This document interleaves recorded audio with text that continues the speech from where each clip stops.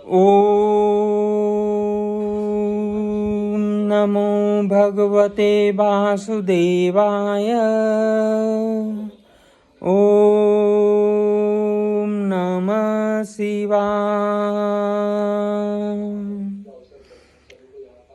सुप्रभात मित्रों, आप सभी को महाकुंभ में सम्मिलित होने तथा इसके संपूर्ण होने की सभी को बहुत बहुत बधाई। ऐसा है कि 26 फरवरी 2025 को महाकुंभ का आखिरी स्नान यानी अमृत स्नान महाशिवरात्रि के दिन होगा। इस दिन के बाद महाकुंभ का ये जो पर्व 144 वर्षों बाद हुआ था, जिसके में राज्य सरकार और केंद्र सरकार तथा अधिक से अधिक स्वयंसेवक संघ और महान विभूतियों ने जो भाग लिया तथा अपने आप को गौरवान्वित किया, उन सभी को बहुत बहुत बधाई। और बहुत ही सुचारू रूप से पूरी होने पे दोनों सरकारों को भी बधाई दी जाती है। जैसे कि जीवन में दो चीज़ होती है, अंधेरा और उजाला, दोनों की महत्ता जीवन में है। उसी तरह इस महाकुंभ के संपूर्ण होने तथा इसके आयोजन को लेके दो तरह की विचारधाराएं देश में रही हैं, जो हमेशा से हर सनातनी धर्म के किसी भी पर्व और किसी भी उत्सव में देखने को मिलता है।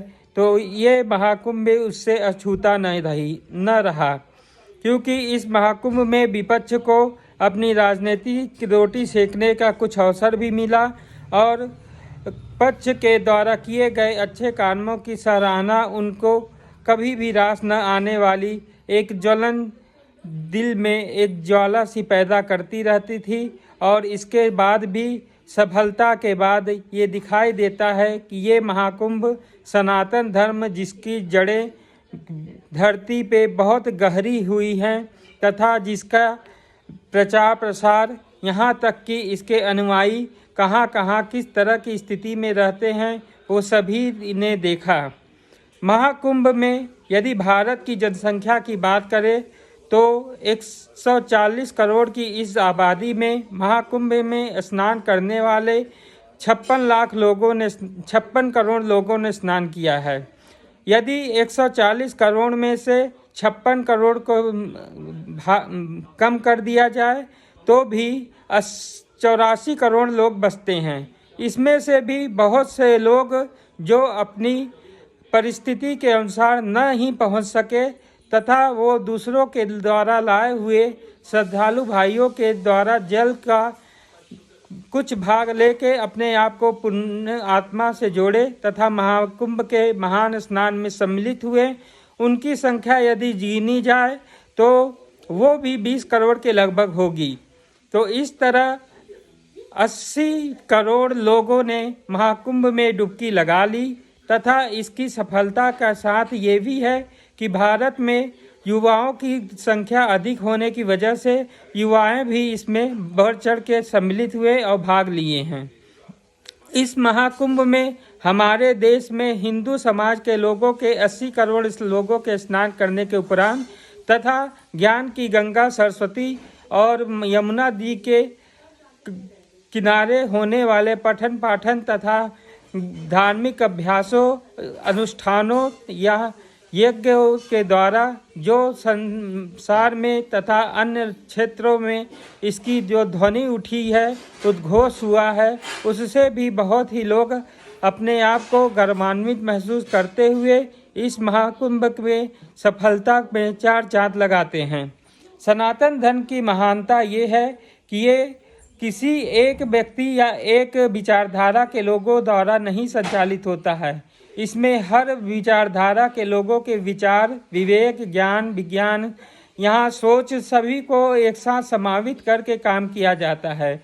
अभी तक हमारे देश में जाति, धर्म, मजहब और बोली, खान पान, रहन सहन, पहनावा इत्यादि में जो विरोध दिखाई देता था, जिसको लोग अपनी राजनीतिक रोटियां सेकने के लिए उपयोग करते थे, इस महाकुंभ में दिखा कि ऐसे कोई भी तत्व हमारे देश में नहीं है। सभी का मेल जोल, सभी एक समान एक रूप से एक मंच पे आएं और स्नान पुण्य के कार्य करते हुए अपने अपने जगहों पे सर्व शांति पूर्वक पहुँच गए। कुछ लोगों के संग दुर्घटनाएं हुई, जिस दुर्घटना के लेके हम सभी के हृदय में अभी भी ग्लानि है और दोबारा ऐसी घटनाएं न हो हमारे जीवन में या हमारे आसपास के हमारे देश में।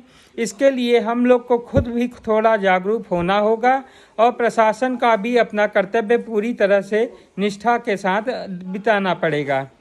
वैसे भी हमारे देश में जो जनसंख्या है उसके अनुसार पुलिस और सुरक्षा बलों की संख्या अत्यंत कम है, जिसकी कारण हमारे यहाँ पे कुछ दुर्घटनाएं होती रहती हैं और इन दुर्घटनाओं में कुछ अनमोल जानें भी जाती हैं।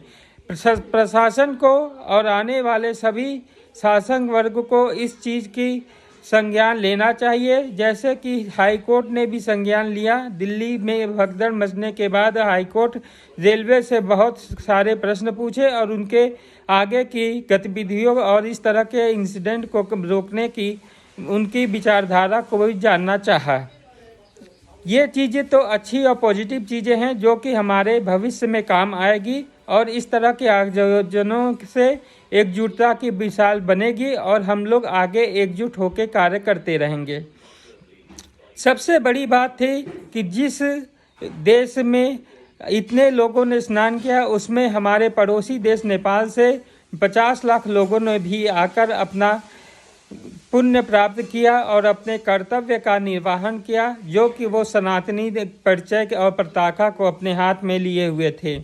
सनातन धर्म का अर्थ ये सभी को बताना कोई आवश्यक नहीं है, क्योंकि इसके विषय में सभी जानते हैं, मन से सम्मान भी करते हैं और जिनके विवेक में कुछ त्रुटियां और बेवकूफ़ियां हैं तो वो अपनी इन त्रुटियों बेवकूफ़ियों को एक दरकिनार करके अच्छे लोगों के संग रहकर अपने संस्कार को ठीक करें।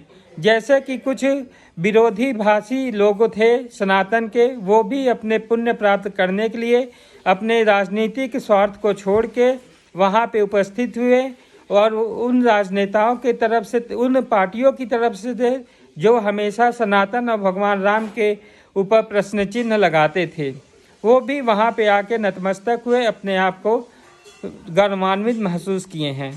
जिस तरह घटनाएं हुई हैं उन घटनाओं का आज ही कुछ दिन पहले केरल में भी एक स्पोर्ट्स स्टेडियम में हुआ, जिसमें 20 लोगों के प्राण गए। अब इसकी जिम्मेदारी यदि बात की जाए तो किसकी है? ये करने के लिए कोई भी विरोधी या कोई भी सत्ता पक्ष का लोग इस पे कोई बहस नहीं कर रहे हैं, न ही उसमें कोई माफ़ीनामा या अनुदान या खोए हुए सदस्यों के परिवार के लिए कुछ मांग रहे हैं या देने के लिए कुछ बोले हों। ऐसा कुछ सुनाई नहीं देता है।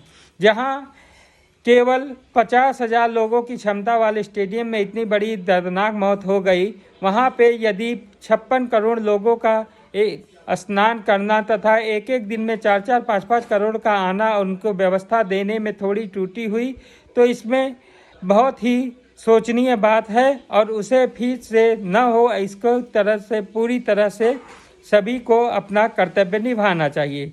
जो भी है जैसा भी है, महाशिवरात्रि के आते आते हम लोगों की ये गणना शायद 65 करोड़ भी पहुंच जाए और महादेव की कृपा से हमारे देश में सुख समृद्धि और शांति बनी रहे और हम लोग हमेशा आगे बढ़ते रहें। जय हिंद, वंदे मातरम।